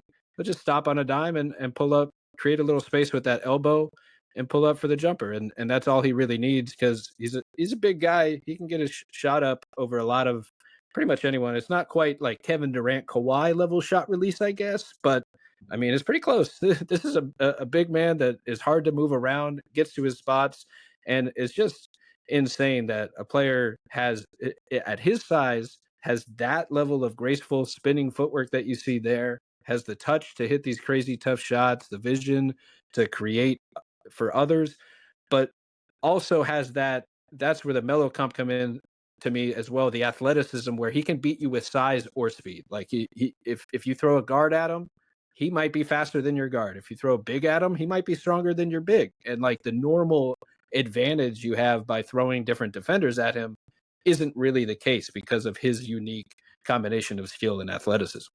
And did what stood out to you about Paolo in this game? And just kind of his ascension into stardom, this and the All NBA level leap. I think we both kind of think he has made this year. Yeah, I look back at NBA history. I've analyzed this over and over and over again, and I think one of the questions about Paolo before he was even drafted was, who's his comp? People were very enamored by that question with him specifically, more than any other prospect that year. I know Chet Holmgren a little bit. You know, people are like, is he Bill Walton? Is he Dirk Nowitzki? Is he like a Rudy Gobert with a jump shot type thing? And that was legitimate. I think Paolo drew the most, like, who is he like? And you heard some people say Carmelo. You heard some LeBron. You heard some Blake Griffin, Detroit Pistons, Blake Griffin. You heard some Julius Randle. And the one thing about Paolo to me, I think he's his own player. I don't think there's ever been a player exactly like him at his size, 6'10". But I would say he is like 7 players rolled into one at 6'10". Every time I watch, I'm like, oh, that looks a little bit like Carmelo Anthony. That looks a little bit like Paul Pierce, but taller. That looks a little like Jimmy Butler in a way, in the way he's kind of patient with the ball and the composure he has when he gets into the post or when he makes his movements. That looks a little bit like Julius Randle. That looks a little like Blake Griffin. That looks a little like Chris Webber. That looks a little bit like, I don't know if I mentioned LeBron yet. Even Durant in little instances, like you mentioned, not as graceful or not as stylistically aesthetic, I would say, as Durant. But he has this blend of power and finesse at 6'10" that I don't think we've seen before. He's not as explosive as LeBron. He's not as athletic, but he still can dunk on you, right? So he's got a little bit of that in him.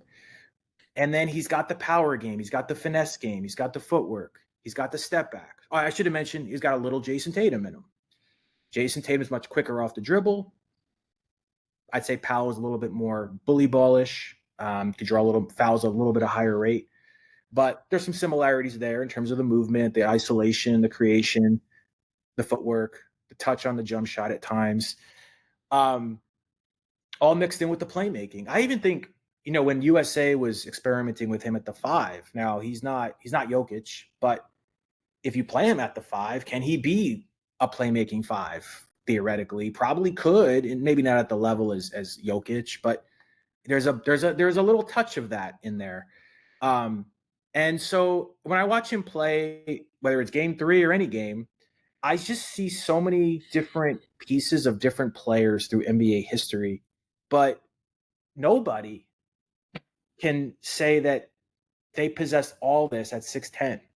So I'm not saying he's going to be the best player of all time, but he's a rarity. He's a unique player that, as it turns out, I don't think there's a 1-for-1. Not there's no player is a 1-for-1 with another player, but like you could kind of say, well, that guy's like these 2 guys, or that guy's like those 2 guys. And in a way, I think Paolo's like 8, 9, 10 different players rolled into one.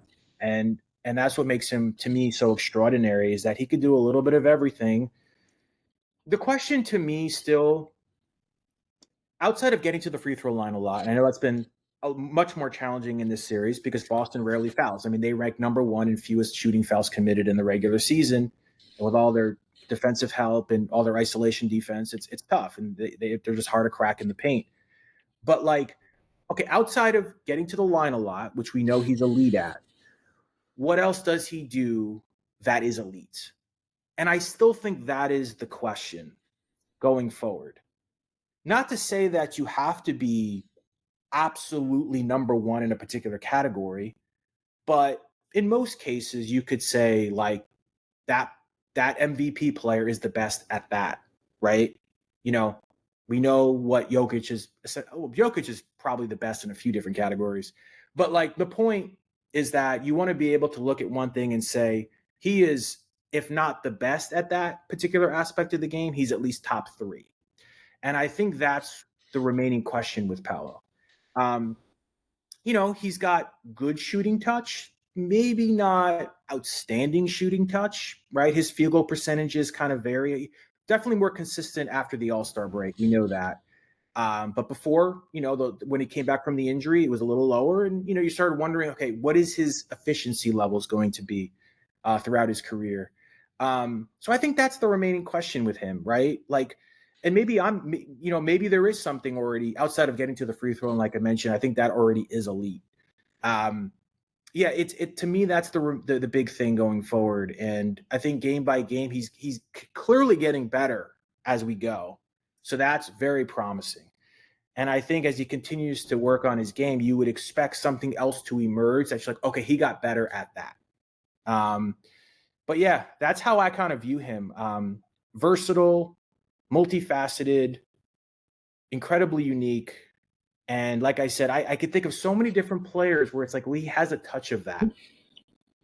And that to me is different.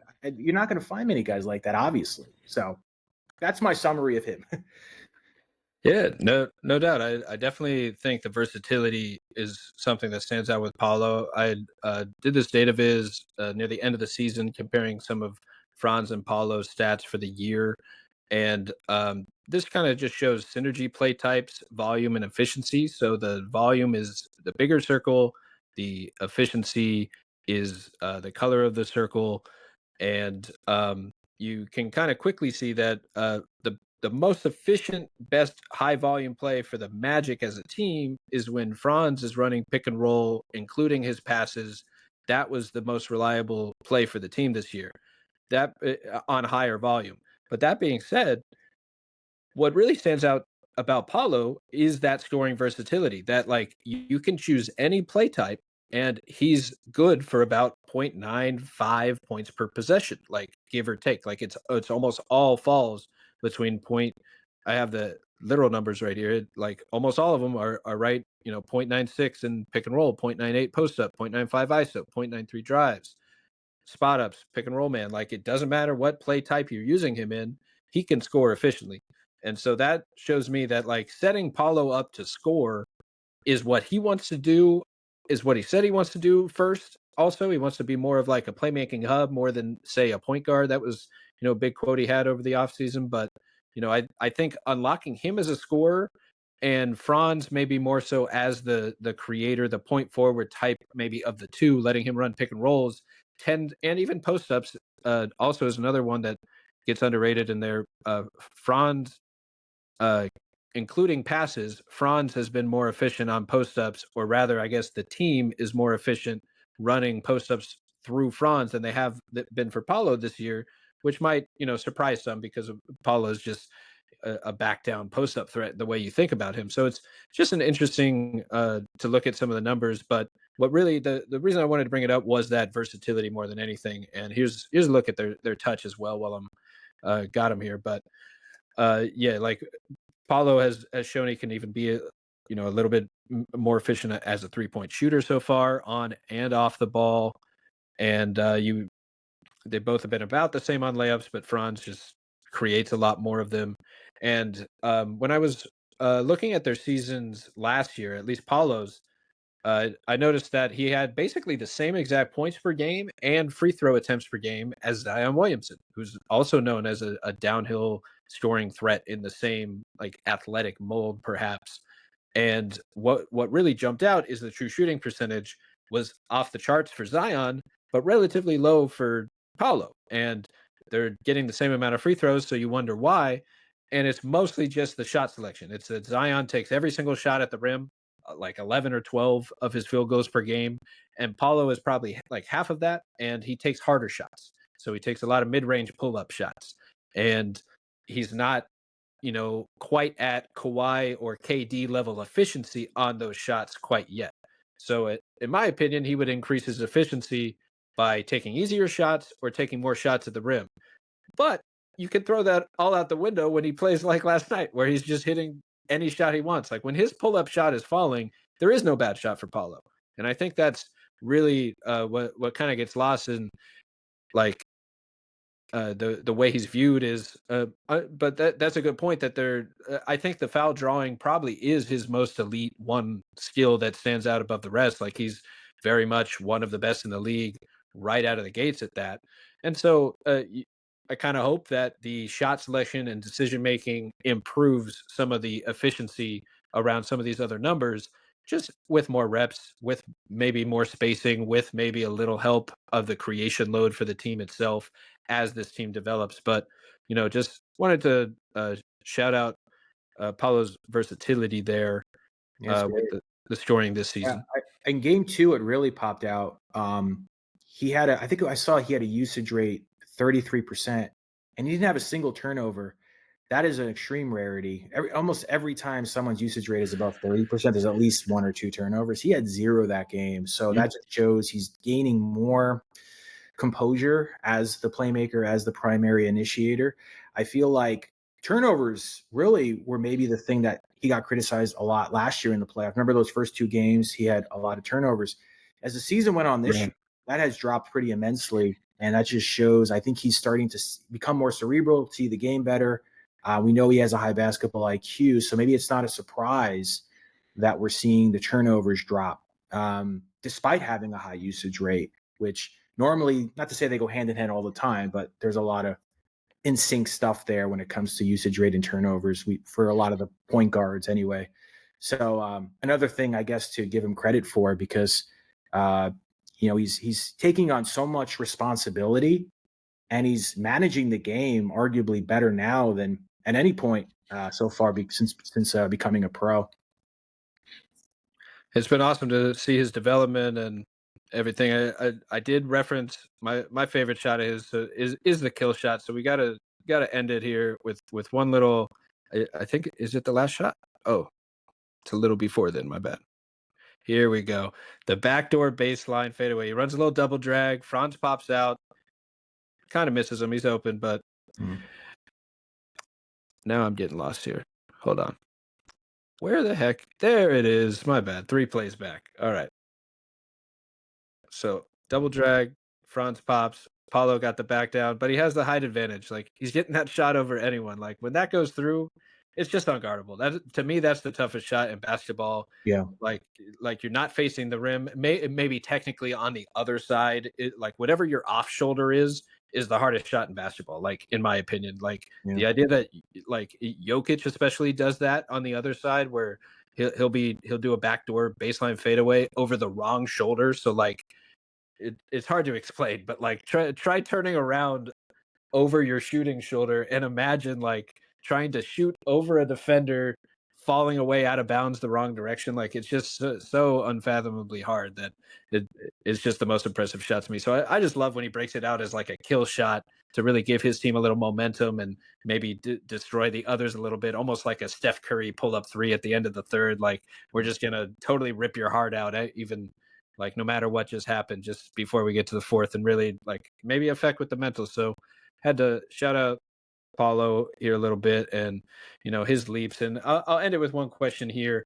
Do you think Paulo and Franz are both on the track for, say, if they stay healthy, like at least all-star? Like, would you say they both have all NBA teams in their future? Very soon, possibly too? I personally think it's definitely going to happen for both of them. Obviously, Paolo, has already been an all-star and is already seeming. I mean, if he didn't get hurt this year, he would have been a lock for all NBA. And I think Franz maybe would have as well. I mean, before the injury we talked about earlier, like he was on track to be all NBA as well.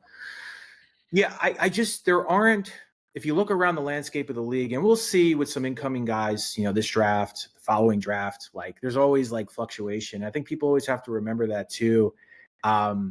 The best players of today will not be the best players in 3 years. It changes pretty quickly. I mean, if you really look at like the history of the league, like, just 5 years ago, the 5 best players in the league, maybe with the exception of Jokic, were totally different, So it's like, I feel like we're going to see a shift, and maybe it's coming soon just because some of those older guys, LeBron, Curry, Durant, they're kind of, transitioning out. And then you have the middle ground guys like Giannis, Tatum, who are still going to be really good. But my guess is that some of these young guys, Paolo, Franz, Evan Mobley, Cade Cunningham, there's probably a few guys that I'm not thinking of at the moment, will kind of, not want to say replace them, but be right in the same tier. Anthony Edwards be an obvious one. And Wembanyama, I can't forget about him, of course. What'll happen is we'll see a transition, and all the talk is still about LeBron and Curry, Giannis, understandably, but there will be a shift here in the next couple of years. And my guess is Paolo and Franz will be right there, being in the conversation as top 10 players, part of a championship level team. We'll see if they can get over the top. But I just logically, based on where the league is at right now, and we'll see, like I just mentioned before, the draft always brings in new players. And sometimes there's as we all know, like there's always like one guy that kind of emerges out of nowhere. From this past draft, like could it be an Alex Sarr? Could it be a Stephon Castle? I don't know, kind of being a little random, but there's always someone that you weren't really completely thinking of that ends up as one of the top 5, at least top 10 players in the league during a particular era. But Paolo and Franz look like guys that should be in that conversation just based on the visuals, the optics, the stats. I would be surprised if we're not talking for Paolo. I'd be surprised if he's not an MVP candidate at least in 2 years. And I would be very surprised if they were not multi-time All-Stars, 5-6 years from now. I would assume that. There it is. I mean, they're producing like All-Stars. They probably haven't even entered their early prime yet, athletically. 23 and 22. Come on. Yeah, it's like, like Boston's a great example. Like, even though, the difference there was Tatum and Brown, they both played in the conference finals their rookie year, which is wild when you really think about it. And right.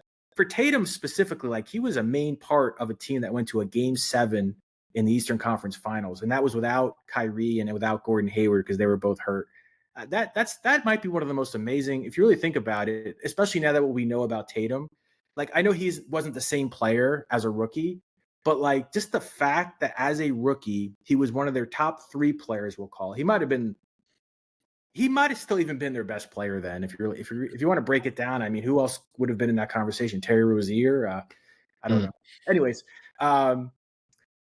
it's interesting how people talked about Tatum and Brown in their first 2-3 years as like they're really good, but like what is it really doing, right? Like they're not winning it.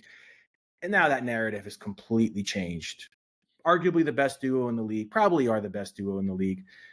And, depending on how things go with health and things like that, like, to me, Tatum will go down as a top 25 player of all time when all is said and done, barring injury, and Brown will probably be top 50, my opinion.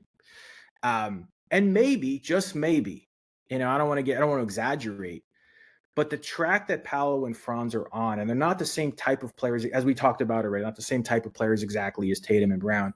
But the commonality in sort of this big picture perspective of what they can be on a general level, I wouldn't be shocked if they follow that kind of trajectory where, they're being talked about as the best duo in the league. They're clearly helping their team get to championship contention, if not winning it all. And if the Magic can just kind of put the right pieces around them ultimately, and maybe they're already in-house or whatever they decide to do, it wouldn't shock me in the least if we're talking about Paolo as the MVP, them getting to the finals, winning it all, et cetera, et cetera. And I just don't think there's another team that can honestly say that they have quite just that at 23 and 22 right now. Because Tatum and Brown are in the heart of their primes, and we'll see what Wemby and De'Aaron Fox are. We'll see how long Shea and Jalen Williams can sustain what they're doing, and maybe they're multi-time champions when all is said and done, with Chet Holmgren, of course. And then the incoming players. This draft, we'll see what, whoever. And so that's what I'm interested to see, because I think they have a chance. I think we all know they have a chance. I don't think that's a secret anymore. Like, we all know that they're top tier players. And if they can perfect a few things, not perfect, but, master a few other things in their games and go from being like, okay, you're above average at this, but can you be elite at this? If they do those things, then sky's the limit. And I have a feeling it's going to get there. They just looked apart, right? Like just basic logic. We'll see. Health is always a factor, as we know. So you never know. Yeah, no doubt. Health is huge. Just being available. I mean, they're producing like all stars when given the opportunity. If not, another level of All NBA. I think that two-way impact for Franz will be a big part of that as well. And mostly just as you alluded to, like Orlando winning games again, being like a closer to viewed as a contender or a top playoff seed, combined with two stars, combined with that elite defense, combined with their production at this age, and assuming they continue to develop at this rate and improve on some of these skills, that the roster around them improves with general like floor balance and spacing, as we've alluded to. Like all these things are factors. And on top of kind of what you said right off the top is that like stars get older, they age out of their primes, and these stars age into theirs, and they're already producing like it. So, I do think I'm right there with you. I think both will be all NBA level candidates for the foreseeable future. And it mostly comes down to a season by season basis of how successful the team was, how much did they produce as scorers, did they, were they elite impact defenders as well? How are they impacting the game? And, it comes down to their stats and the team success. And, I do think they have it in them. And I definitely agree. Kind of the conversation around them probably is going to feel a lot like the Brown and Tatum conversation as well. So definitely agree with that. So, ended on this one officially. How many more games are the Magic pulling out here? How many more wins they pulling out this series? I mean, I don't want to. I can't answer the question just for a lot, just because. But if they give the same intensity and physicality they did in Game 3, I would not be shocked if it goes to Game 7. Let's just put it that way. But there it is. But I'm also fully aware of how good Boston is. Like, no doubt. Nobody has to. I mean, Boston to me. We'll see how this playoffs goes. Maybe the Magic win the series. Who knows? But I would not be surprised if by the end of this playoff run, if Boston were to win the championship again, we're not talking about this as arguably the best two-season combination by one team in NBA history. Because I thought last year Boston analytically might have been, okay, maybe not the 86 Celtics, maybe not the 96 Bulls, but right there. I don't know. They might have been the third best team of all time, I think.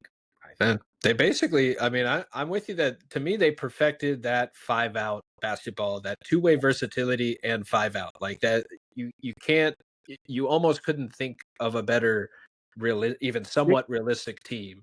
And I know people criticize the competition. Okay, this guy was hurt. They were not losing last year. There was no way. I don't care who was healthy, who wasn't. They were not losing last year.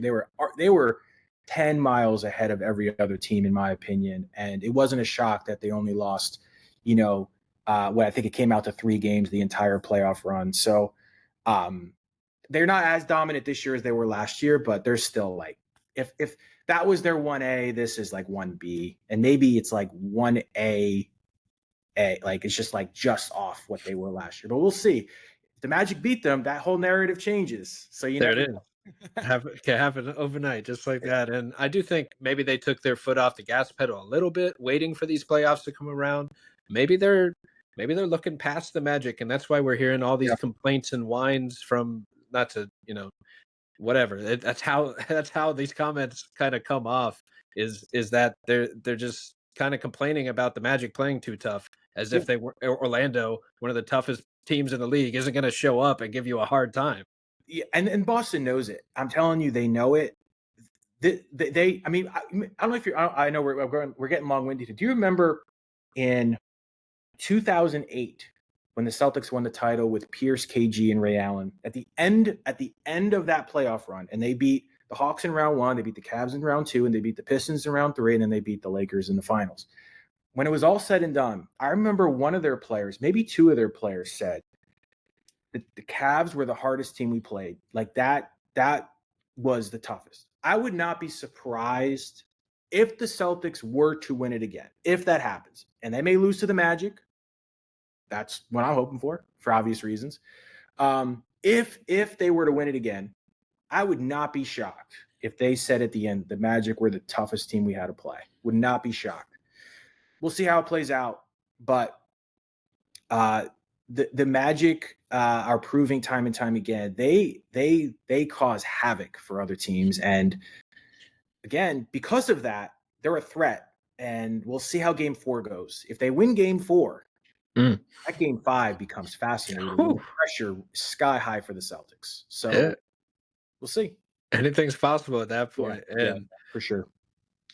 And that reminds me, I think the Nuggets said the same thing about the Timberwolves just a few years ago, where their toughest matchup was with the T-Wolves against Anthony Edwards, and I want to say it was just Towns at the time, but it was still they didn't have Gobert yet. They didn't have either big yet, I don't think, right? But they still thought that was the toughest matchup, and they've kind of had like a rivalry of sorts over the years, and I do think part of that is matchup based, and that to this point, Orlando just kind of matches up really well with Boston. I don't know, like part of me thinks the front office knows, obviously they know this, but they're in the East with Boston for the foreseeable future. You play Eastern playoff teams before you get to the West, so you don't really have to beat the entire West. You just have to kind of beat one team out of there.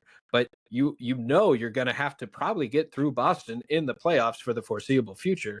So building a team that matches up well with that team is a pretty smart thing. Now, is that the only goal that's going on? No, of course not. They're trying to build a contender their own way.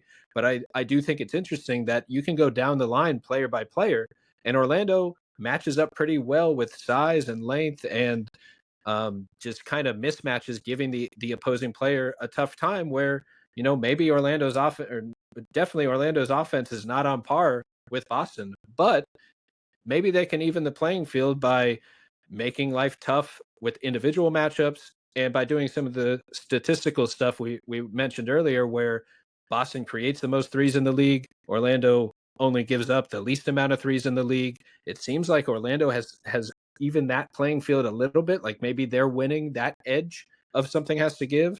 And you also mentioned I think it was the free throw numbers as well, where Orlando, Paolo and Franz rack up a lot of fouls, and Boston's good about not fouling.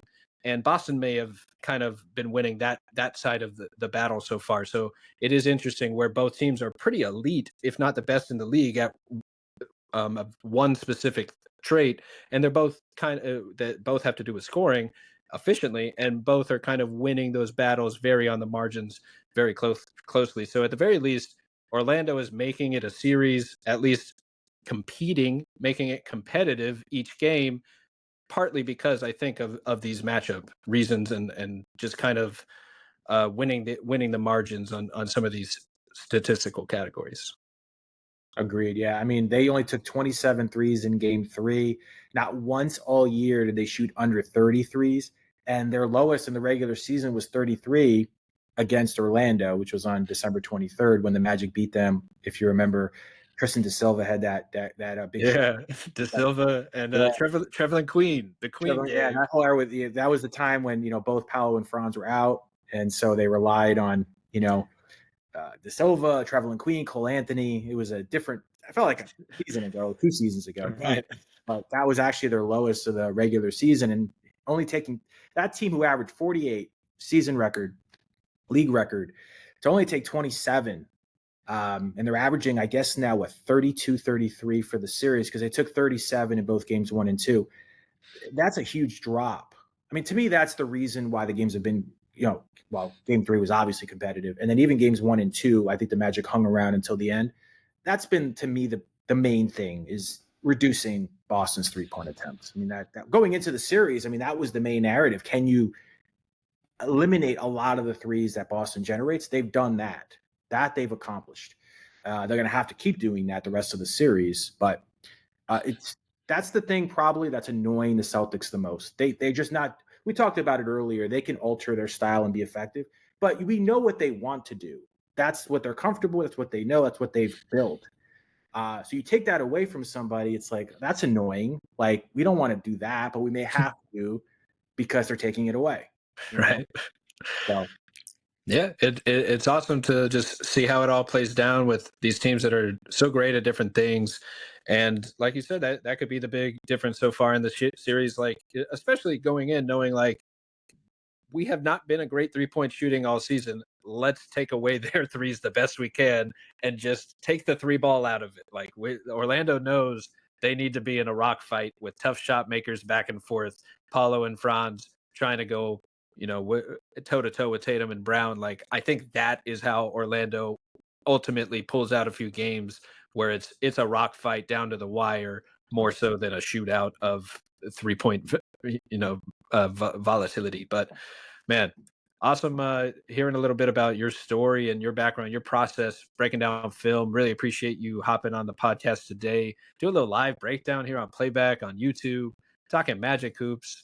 Is there anything better than the morning after a Magic playoff win? I mean, it's just a great feeling. It really is, yeah. Even leaving the arena last night, it was just so much excitement in the air, and now it sets up the great Game 4. I think going into Game 3, we knew like to make Game 4 fun, you got to win Game 3 because otherwise, even if you're like nobody's ever come back from 3-0. We all know that stuff, but by winning Game 3, now Sunday's Game 4 becomes. If you're watching on TV, must-see TV. If you're able to go to the game, it's the excitement in that building is going to be off the charts, even more so than Game 3 probably, because that's how it was last year against Cleveland. Game 4 was more exciting than Game 3, and Game 6 was more exciting than Game 4, just based on what was at stake and what we knew theoretically could happen. I think that'll happen again here. Game 4 is going to be just bedlam, and I'm looking forward to that. No doubt. The big stakes just take it to another level when the games just mean a little bit more this time of year. But can't wait to see how it plays out. Big Game 4. And obviously, this is live today on Saturday. It'll be available via podcast form, Spotify, and Apple on Monday. Obviously, will not include anything from Game 4. But, man, really appreciate your perspective breaking down the game here. And just great talking hoops, man. Really appreciate you taking the time. Yeah, I appreciate you having me on, Ryan. You already know. Hope you have a great rest of your day. You too.